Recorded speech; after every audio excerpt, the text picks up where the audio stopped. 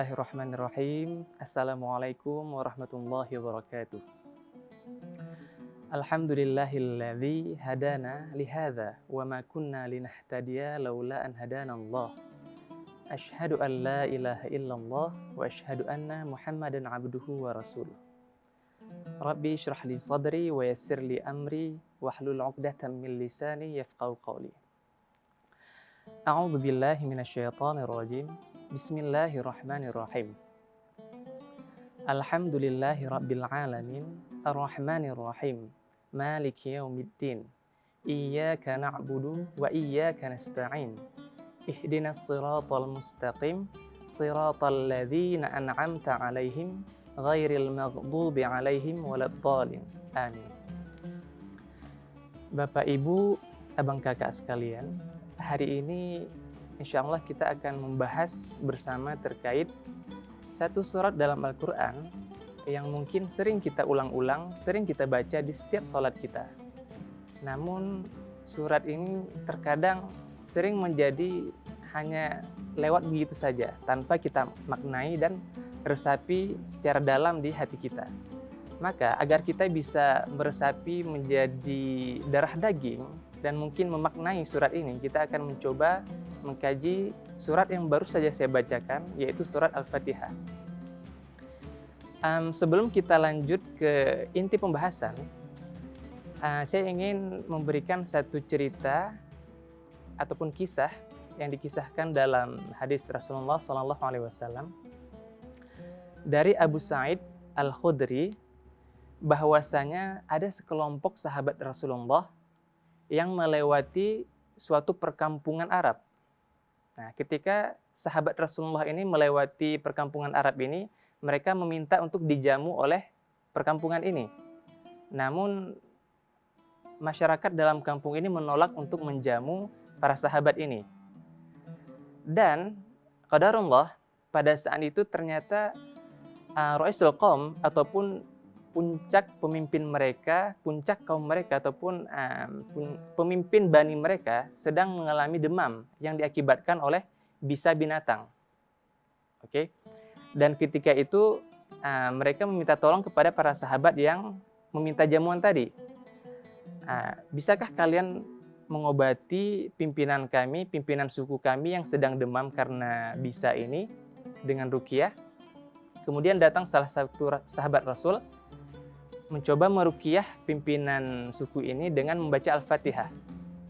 Dan qadarullah, setelah para sahabat ini membacakan Al-Fatihah, pimpinan bani ini sembuh oleh karena bacaan Al-Fatihah.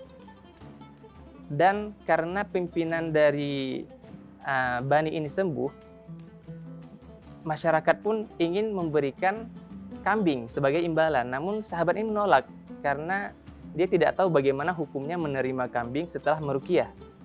Setibanya sahabat ini di tempat Rasulullah, diceritakanlah apa yang terjadi dan meminta nasihat dari Rasulullah.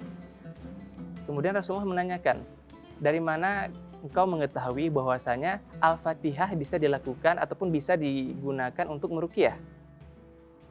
Dan beliau tersenyum dan kemudian beliau mengatakan, ambillah kambing tersebut dari kaum yang kalian maksud dan berikan sebagian untukku untuk kita makan bersama. Dari cerita ini bisa kita ambil banyak sekali hikmah. Namun beberapa hikmah yang langsung mungkin kita boleh mengambil upah dari ruqyah. Namun hikmah yang ingin saya tetapkan di sini ataupun yang tekankan di sini adalah bahwasanya Al-Fatihah memiliki banyak sekali hikmah dan keutamaan. Bahkan para sahabat hanya menggunakan Al-Fatihah untuk menyembuhkan demam yang disebabkan oleh bisa binatang. Namun, tetap saja ketika kita berbicara terkait ruqyah, ini menyangkut terkait keyakinan yang muslim miliki. Kalau kita hanya mengucapkan Al-Fatihah hanya di bibir saja, mungkin ini tidak akan berefek apapun. Makanya penting untuk menghadirkan rasa dalam kita membaca Al-Quran dan meresapi makna dari setiap ayat yang kita bacakan. Nah, sekarang kita akan membahas bersama terkait Al-Fatihah.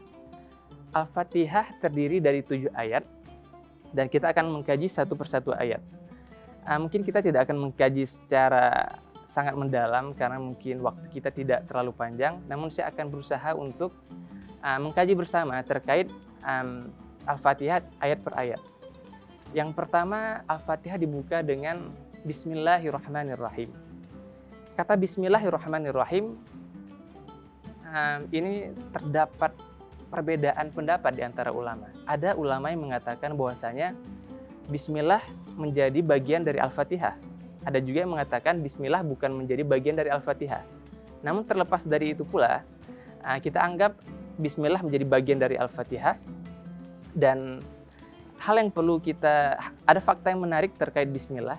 Bismillah adalah kalimat pertama, Bismillah ini pertama kali diutarkan ataupun digunakan dalam sejarah yang tertulis adalah ketika Nabi Sulaiman mengirimkan surat kepada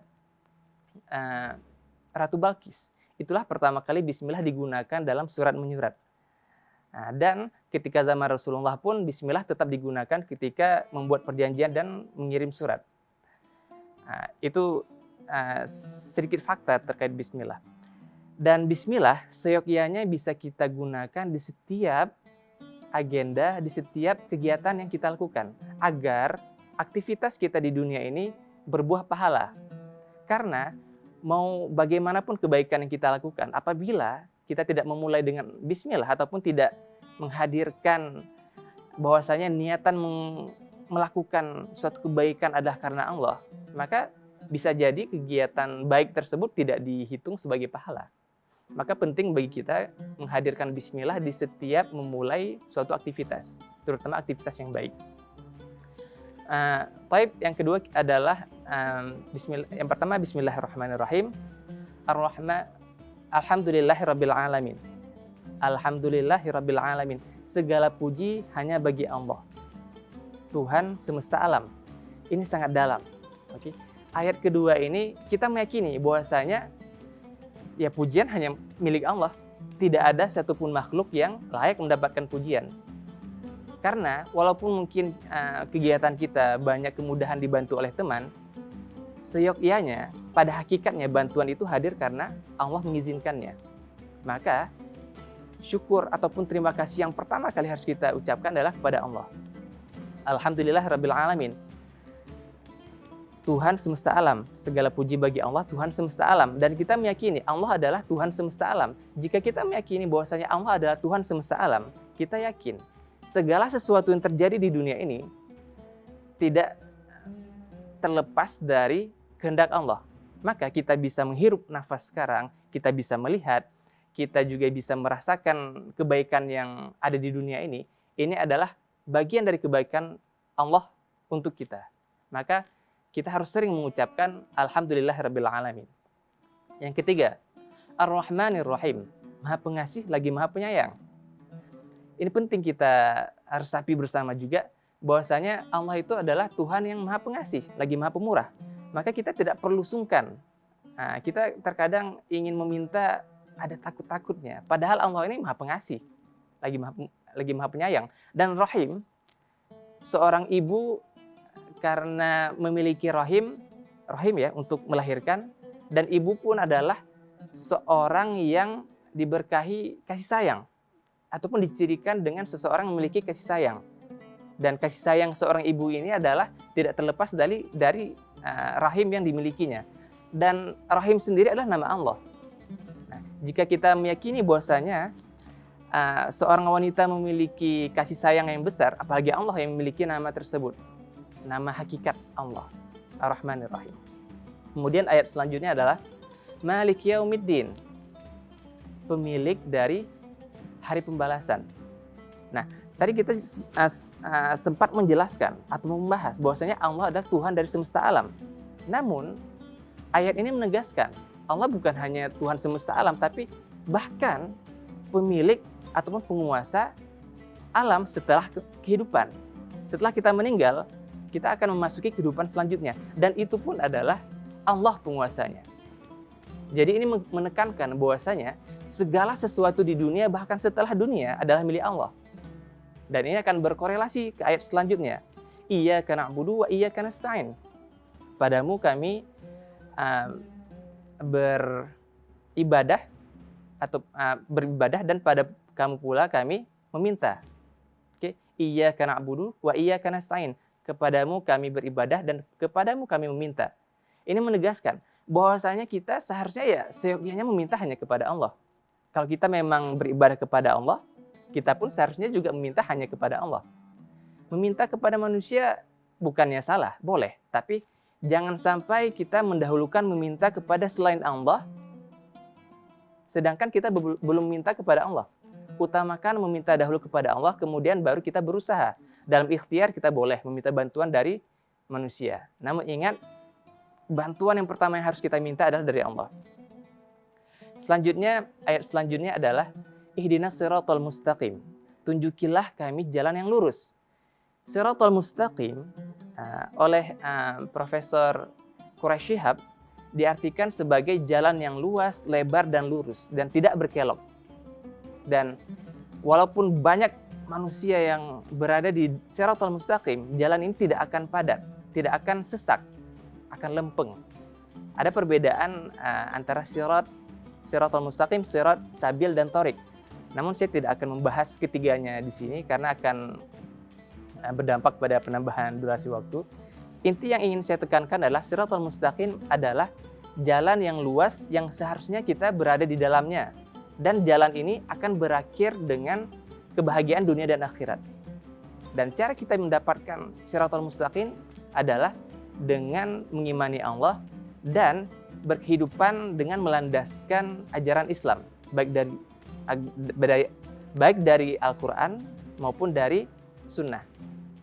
Oke, pedoman Al-Quran dan Sunnah. Kemudian ayat selanjutnya,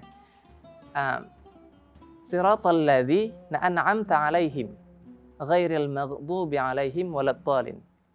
Oke, siratal ladzina an'amta 'alaihim, yaitu jalan yang engkau berikan kepada mereka yang menikmati nikmat sebelum kami.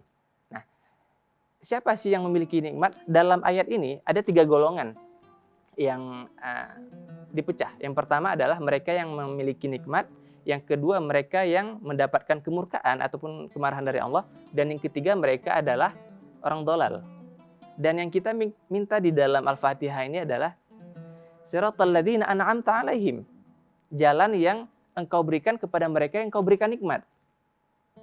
Oke? Dan yang kedua, bukan mereka yang engkau marah terhadapnya, dan bukan pula mereka yang engkau sesatkan ataupun mereka yang berada di jalan yang sesat. Di antara ketiga ini, surat Al-Fatihah mengajarkan kita untuk senantiasa sehari 5 waktu. Oke, bahkan di setiap sholat ada 5 waktu sholat, dan setiap sholat ada beberapa rakaat. Kita terus mengulang, meminta jalan yang lurus, Siratal Mustaqim, dan juga menjadi bagian dari manusia yang mendapatkan nikmat Allah, bukan mereka yang mendapatkan murka ataupun di jalan yang sesat. Nah, ini beberapa hal yang bisa kita resapi dalam membaca Al-Fatihah. Perlu diingat, ayah bunda dan abang kakak semuanya, ketika kita membaca setiap surat, setiap bacaan dalam sholat, penting untuk kita hadirkan rasa ketika kita sholat, bukan hanya bacaan yang terlepas di bibir, namun juga terlepas dari hati dan merasakan, menghayati apa yang kita ucapkan di bibir kita. Sehingga ketika kita sholat nantinya, kita sadar Al-Fatihah ini juga bagian dari doa. Dan satu hal lagi yang ingin saya sampaikan, selain Al-Fatihah ini juga selalu kita ucapkan dalam sholat, Al-Fatihah ini juga menjadi bagian yang perlu kita ulang-ulang, oke, dan perlu kita resapi. Di bagian mana? Bahwasanya ketika kita berdoa, usahakan kita menerapkan struktur yang ada pada Al-Fatihah. Al-Fatihah terdiri dari, di bagian awal Al-Fatihah terdiri dari pujian-pujian kepada Allah. Bismillahirrahmanirrahim. Alhamdulillahirabbil alamin, Ar-Rahmanir-Rahim, Maliki Yaumiddin. 4 ayat ini terdiri dari pujian-pujian. Oke, Iyyaka na'budu wa iyyaka nasta'in. Ini adalah penekanan, kepadamu kami beribadah dan kepadamu kami meminta. ihdinas siratal mustaqim, siratal ladzina an'amta 'alaihim ghairil maghdubi 'alaihim. Dan pada ayat terakhir barulah kita bisa mencurahkan segala permintaan kita kepada Allah. Namun ingat, sekali lagi saya terus mengulang hal-hal ini, yaitu tolong hadirkan rasa ketika kita meminta kepada Allah. Karena meminta hanya berdasarkan lisan ataupun bibir, kita tidak, kemungkinan besar tidak akan berdampak besar pada terkabulnya doa. Namun jika kita ingin doa-doa kita dikabulkan oleh Allah, hadirkan rasa dan resapi setiap ayat kata yang ada dalam Al-Fatihah. Ayah bunda, abang kakak sekalian, kami rasa, saya pribadi, saya rasa inilah akhir dari kajian kita pada hari ini. Saya ucapkan terima kasih kepada ayah bunda, abang kakak yang telah turut serta hadir menyaksikan kajian ini pada hari ini. Akhir kalam, nahtatim bil hamdalah. Assalamualaikum. Alhamdulillahirabbil alamin. Akhiru kalam, aqulu lakum assalamualaikum warahmatullahi wabarakatuh.